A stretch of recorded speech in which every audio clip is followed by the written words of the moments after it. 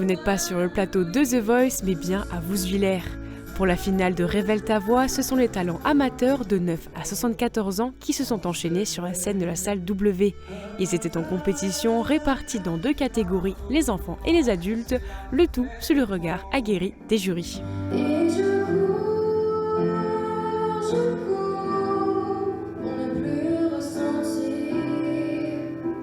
Chers élèves, chers futurs élèves, bonjour. Ce sont les premières portes ouvertes au lycée Jean de Pange depuis le début de la pandémie. Après 2 années blanches, c'est enfin le retour des 3e au sein de l'établissement. Le beau temps a joué en faveur du lycée qui n'a pas désempli pendant toute la matinée. Les familles ont fait le déplacement pour découvrir les nombreuses formations proposées. C'est une fin de journée des classes pour les écoliers du groupe scolaire de la vallée de la Horne. Une journée particulière car c'était la rentrée pour 7 enfants ukrainiens. Jeudi, ils avaient visité l'école de Waldous-Walchbronn pour se familiariser avec les locaux. Lundi, c'était leur premier jour de classe avec leurs camarades français. À l'arrêt de bus à Walchbronn, Oksana attend le retour de ses 2 filles, Sofia et Liana. Elles étaient accompagnées de Christina Demerlé, une habitante de la commune originaire de Moldavie. Elle les aide dans la traduction et dans les démarches administratives. Parce qu'il se peut que les adultes soient parfois pas respectueux des droits des enfants. Donc nous, on est là pour vérifier que tout se passe bien pour les enfants. Les enfants de l'école élémentaire publique de Velferdin ont fait la connaissance de ces bénévoles de l'UNICEF de l'antenne de Sarreguemines. Même si dans cet établissement, l'enseignante de la classe de CP fait déjà partie de ce groupe de bénévoles. Les femmes et les hommes au t-shirt bleu ne mènent donc pas que des missions d'urgence à l'étranger, ils interviennent aussi localement auprès des enfants. Voilà plus de 100 ans que les petits chanteurs à la Croix de Bois chantent dans les églises de France et d'ailleurs. De génération en génération, avec leur chant et leur voix, ils sont des ambassadeurs de paix et un symbole de rapprochement entre les peuples. L'association Art de Vie, avec le concours de la ville de Sarralbe, a invité ces jeunes chanteurs à se produire à l'église Saint-Martin. Après une première partie assurée par la chorale des enfants Souffle d'avenir, les petits chanteurs ont offert un vrai moment de grâce à l'auditoire avec un programme sur le thème Paris Notre-Dame. Accompagnées d'une journaliste professionnelle, ces lycéennes ont pour mission de réaliser plusieurs interviews à la gare de Bitche avec les membres de l'association T2SB. Plusieurs groupes de 3 classes du lycée Tessier sont partis en quête d'informations à travers la ville.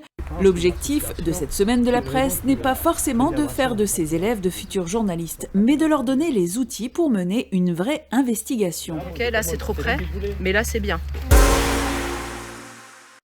La préfecture de la zone de défense et de sécurité Est et le lycée Blaise Pascal de Forbach renouvellent leur partenariat. La signature de la convention est le point de départ d'une matinée de rencontres et d'échanges avec des policiers professionnels. Pour les 18 élèves ayant choisi d'intégrer l'option sécurité-défense, il s'agit de se familiariser avec les différents métiers de la police nationale. On a essayé de rendre cette petite matinée suffisamment pédagogique évidemment, mais aussi ludique pour vous montrer la variété des métiers qu'on peut exercer au ministère de l'Intérieur. C'est parti. Pour la première fois depuis 2 ans, la marche populaire de Petite Rosselle a lieu pour sa 41e édition cette année. Environ 500 personnes participent à l'aventure organisée par la Fédération Amis de la Nature. Ouvert sur inscription pour tout le monde, les 2 parcours proposés, 5 et 10 km, ont pour but de faire découvrir la ville de Petite Rosselle dans une ambiance conviviale.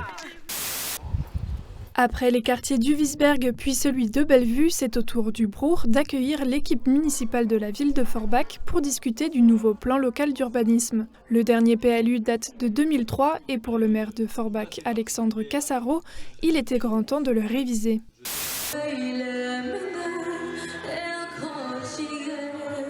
Samedi, un esprit de fête régnait au centre social du Wiesberg.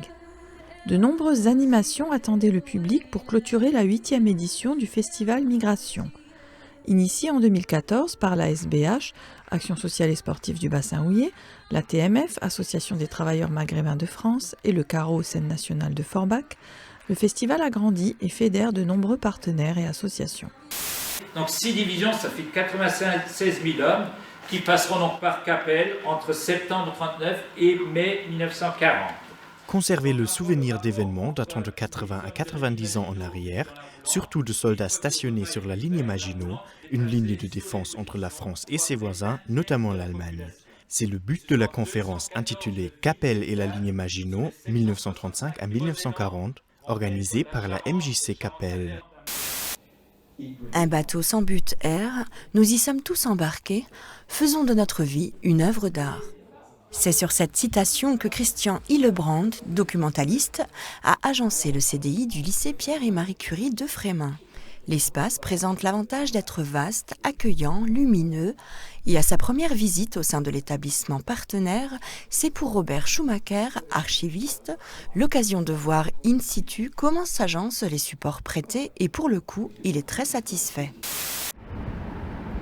1 heure avant la fin de leur poste, des salariés de l'usine Neuhauser à Feuchtwiller se mettent en grève ce mardi 22 mars. Selon Christian Porta de la CGT, après le rachat fin 2021 de l'entreprise par le groupe InVivo, la direction aurait durci son management, à tel point que les ouvriers élus du personnel et managers auraient signalé des pressions à répétition ainsi que des cas de harcèlement.